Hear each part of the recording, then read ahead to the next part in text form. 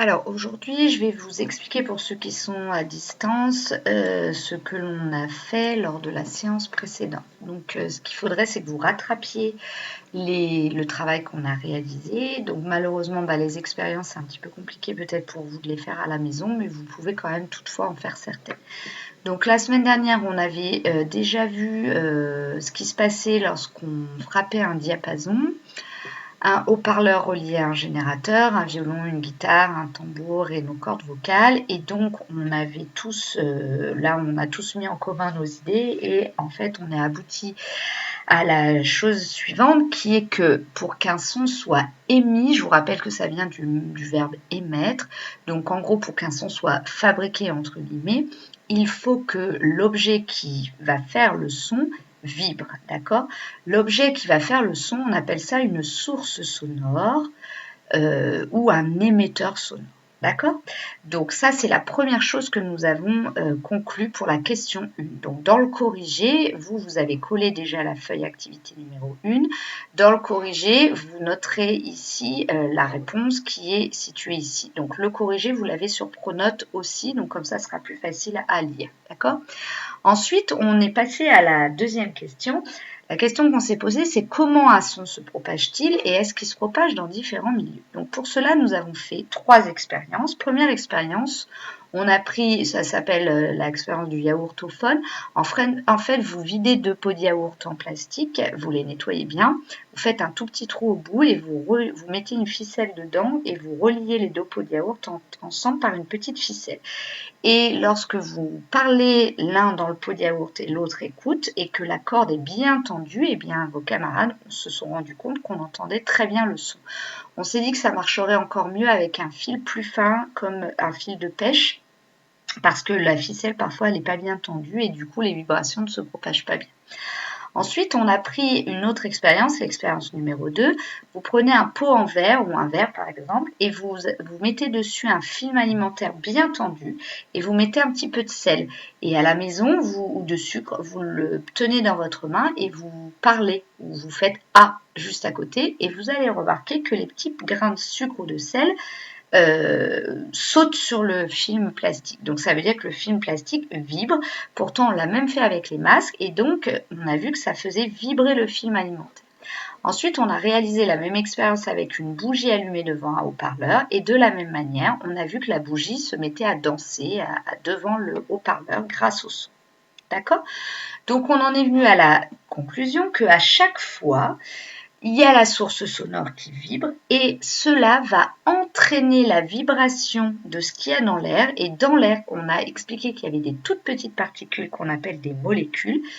Pas des molécules d'air, des molécules dans l'air ou dans la ficelle si on parle du yaourtophone. Et en fait, ça va vibrer de proche en proche et ensuite le récepteur vibre à son tour. D'ailleurs, là, on va rajouter, cela entraîne la vibration des molécules dans l'air ou la ficelle de proche en proche. Voilà, et puis le récepteur vibre à son tour. D'accord? Donc ça, c'est tout bon pour cette activité 1. Ensuite, donc cette activité 1, vous voyez, elle est assez courte.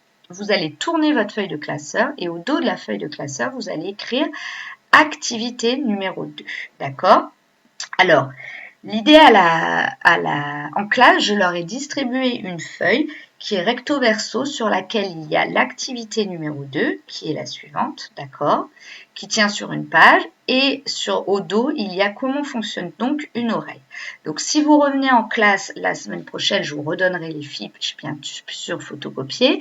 Par contre, pour la semaine prochaine, il y a l'activité 3 à faire ici.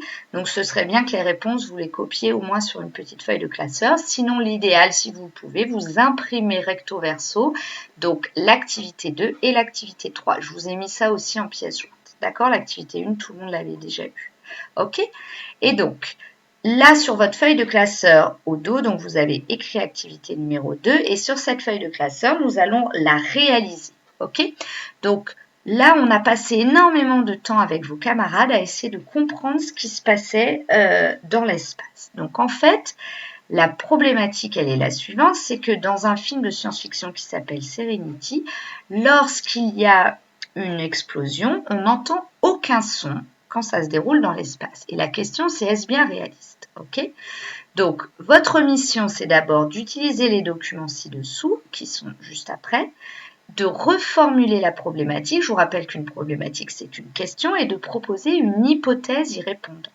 Et ensuite, inventer un protocole expérimental et conclure. Ça, les 2 questions, nous allons les faire la semaine prochaine ensemble. Alors, reformuler une problématique. Nous, on en a reformulé une assez simple, donc vous la lirez dans le corrigé, mais je vous la vidéo projette. C'est « Est-ce vrai que le son ne se propage pas dans l'espace ?» Vous voyez, on a essayé de simplifier la question qui était posée dans l'énoncé. Et puis, on en est resté à l'hypothèse, donc on l'a formulée à haute voix, mais nous ne l'avons pas écrite. Donc, en fait, il faut analyser les documents. Donc, le premier document, on vous dit qu'on peut avoir à disposition une cloche à vide qui permet de diminuer la pression de l'air. Donc, vous voyez, on parle de pression. Ensuite, on vous explique ce qu'est l'espace. Et là, il va falloir que vous analysiez bien ce document-là, d'accord? Et ici, sur le côté, on a expliqué qu'il y avait l'altitude en kilomètres. Donc, vous voyez ici l'altitude. Et à côté, la pression en hectopascal. D'accord? Donc, c'est une unité l'hectopascal et on remarque que quand on est près du sol, on a pratiquement 900 hectopascales à 1 km du sol. Et plus on monte, vous voyez, plus la pression diminue, d'accord? Pour arriver, vous voyez, à 50 km de hauteur, à 2 hectopascales. Et dans le document 3, on explique que dans un gaz, les particules sont agitées, ça tout le monde le sait depuis l'année dernière, et en fait, elles se cognent sans cesse entre elles et sur les surfaces. Et en fait, c'est ça la pression de l'air, c'est comment les particules appuient sur les surfaces, d'accord? Donc, vous comprenez bien que en bas, il y a beaucoup de pression, et plus on monte en altitude, donc l'espace est à peu près à 100 km, moins il y a de pression. Là, vous voyez, il n'y a même pas un hectopascal. Pour donner une image aux élèves, je leur ai dit qu'en fait, plus les molécules sont serrées, plus elles vont être agitées, plus elles vont taper. Donc, vous en déduisez du coup que si la pression diminue, ça veut dire que les molécules sont très éloignées les unes des autres.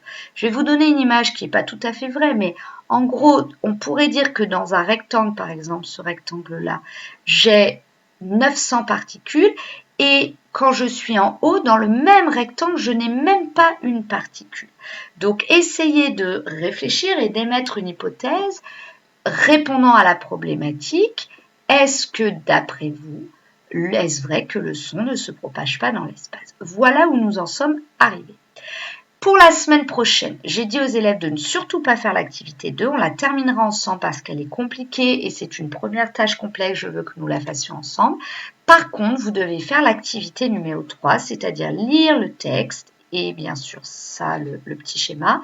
Vous pouvez aller sur le site internet ici qui va vous permettre du coup de regarder des choses au niveau de l'oreille pour bien expliquer et de répondre aux questions suivantes ici. Alors celle-ci, elle est un petit peu plus compliquée, donc peut-être que vous n'y arriverez pas. Voilà, eh bien écoutez, je vous souhaite à tous bon courage et puis j'espère qu'on se retrouvera très vite. Bonne journée!